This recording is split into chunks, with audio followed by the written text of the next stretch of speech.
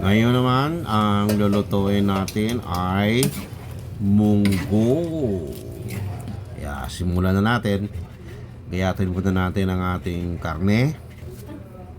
Yan. Gagayatin lang natin ng maliliit. Yan, maliliit lang. Pagkatapos, pipit-pitin lang muna natin ang ating bawang.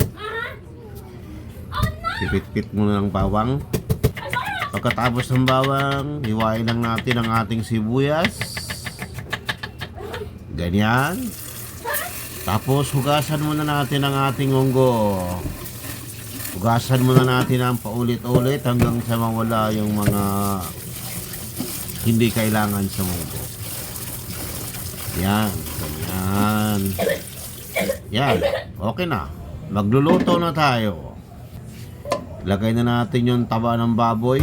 Pamantikain lang natin ng ilang minuto. Takpan natin. At makaraan ng ilang araw, yun, nagmantika na. Igilid lang natin yung mga taba. Ilagay na natin ang ating bawang. Yan, bawang. Pagalo-haloin na ng taba.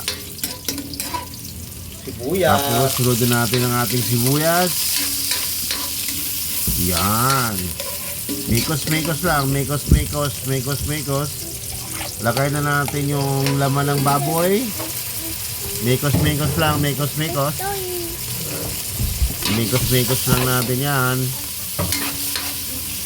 Mikos-mikos lang. Mikos-mikos. Yan, ganyan. Tapos, lagay na natin ang ating munggo. Ihalo lang kagad natin ang ating munggo para maluto na. Yan. Tapos, mikos-mikos lang natin ulit. Mikos-mikos lang natin. Mikos-mikos lang. Mikos-mikos. Tapos, lagay na natin ng toyo. Mga isang container na toyo para masarap.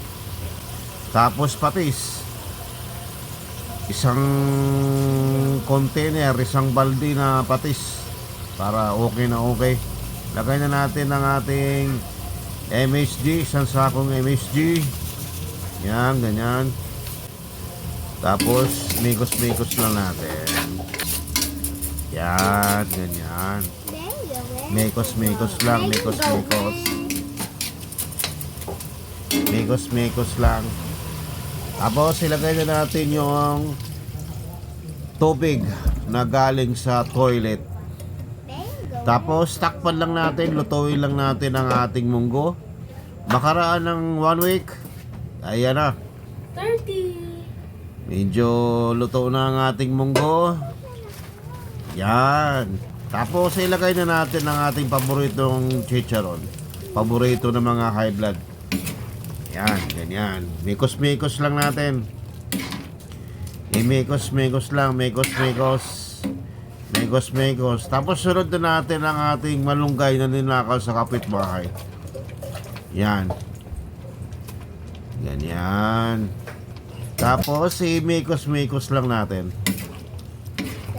Mikos-mikos lang. Mikos-mikos lang natin.